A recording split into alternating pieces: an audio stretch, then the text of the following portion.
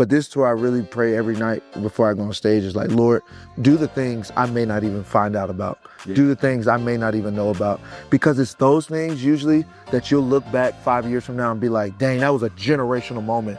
That was when God changed my thought about something.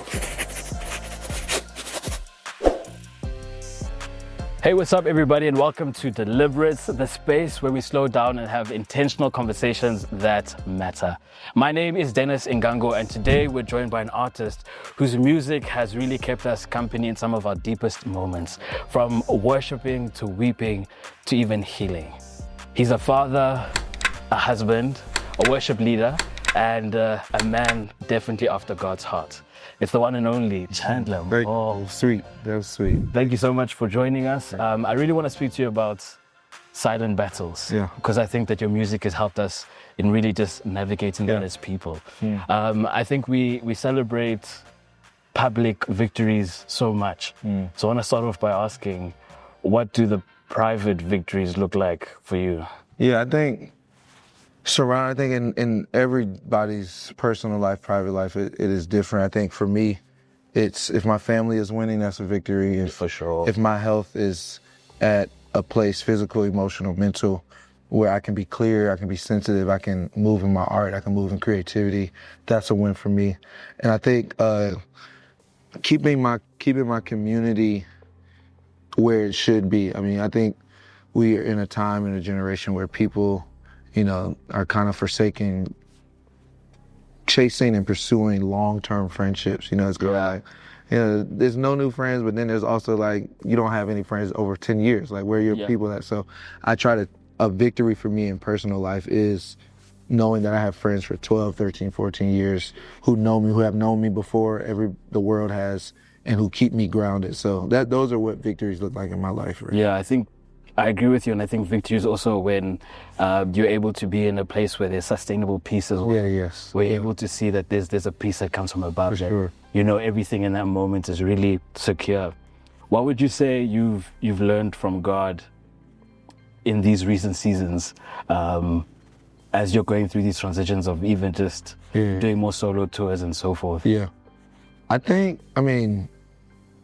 Walking with God, he's always teaching so many lessons, but I think probably one of the most prevalent ones right now is what faith really is about and what living by faith really looks like, and not really allowing culture or mainstream systems to affect the way I do business, to affect the way I do life, to affect the way I do anything, and really making sure I'm walking by faith. I think it's a powerful principle when you think about Peter walking on the water. Yeah. I mean, logistically, the boat is safe. Logistically, you should be in the boat if there's a storm, especially if there's a storm out on the water. But wherever God is, where Jesus was the real safety. So I think sometimes looking at life in that lens, that what often seems safe sometimes isn't the best place of safety, and really walking by faith, because faith is where he is. Yeah, and I think with safety moving so much as well, so does that level of faith. And it's always so interesting to see that you think you get to a place of understanding faith, and then you end up having to adjust it and grow. For sure. So as you've grown as well in your career, and you've had these transitions, fatherhood, music, Maverick City music, how have you really maintained some type of like peace over the battles? Peace over the battles. I think there's so many outside forces, so many layers, so many things of aversion. I think I was talking about this a little bit on Tuesday, how success is trauma, can be like traumatic depending on the life it is. I mean, I think to anybody. But I think the way I maintain and stay in the rhythm is you have to, whenever you're doing things from God, rest is so important. Like taking time to really make sure that you are still walking the path. Because sometimes you can get into the routine. Like touring could be a routine. Going to church and leading worship at a church can be a routine. And you just start to do it out of habit. And sometimes God could have moved on, and God could have been like, that scripture in Isaiah, when you're not aware of the new thing he's doing.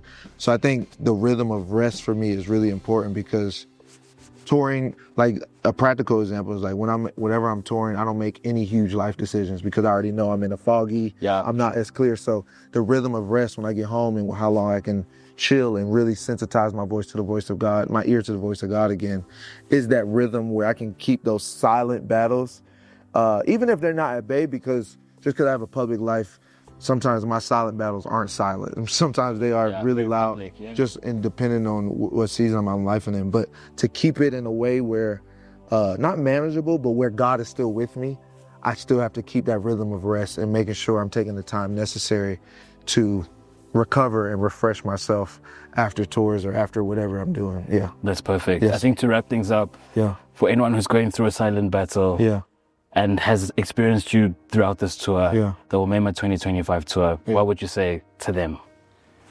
Man, I would say my prayer for this whole tour has been that God do the hidden things. And I think a lot of times in church or in culture, but most of the time in religious, spiritual spaces, we go by what's able to be measured. So we go by the miracles that are measurable, like people getting out of wheelchairs or the sick being restored or whatever. But this tour, I really pray every night before I go on stage is like, Lord, do the things I may not even find out about. Do the things I may not even know about. Because it's those things usually that you'll look back 5 years from now and be like, dang, that was a generational moment. That was when God changed my thought about something. And, for sure. And I don't want to be so caught up in trying to measure the metrics of what God did that I can miss the real powerful things that he really can do in people's hearts. So I think whatever battle you may be dealing with, whether silent or public, I think you have to always know that the Lord is a good Father, and he doesn't put things in front of us or allow things to happen to us unless it is there to make us or form us. So whatever battle you're facing, let the battle make you. Don't let the battle defeat you. The Lord is with you. He's Emmanuel. I love that. And I love just the fact that you're able to say the hidden things, the small things. I think we always look at these big things. Absolutely. God can move in between with everything, and I think that's just so powerful. I think Goliath was only defeated because of the silent battles of David beating a lion and a bear. So he wouldn't have even been able to face Goliath if he didn't have to deal with the silent battles. The silent battles are there to make us and prepare us and form us. Perfect. Thank you so much for your time. Thank you for featuring on Deliberate. Make sure, guys, to like, comment, subscribe. If you were part of the tour and if you got to see him, let us know what it was. Omemma Tour, let's go. Let's do it. Thank you, Dennis. Thank you. Thank you, brother.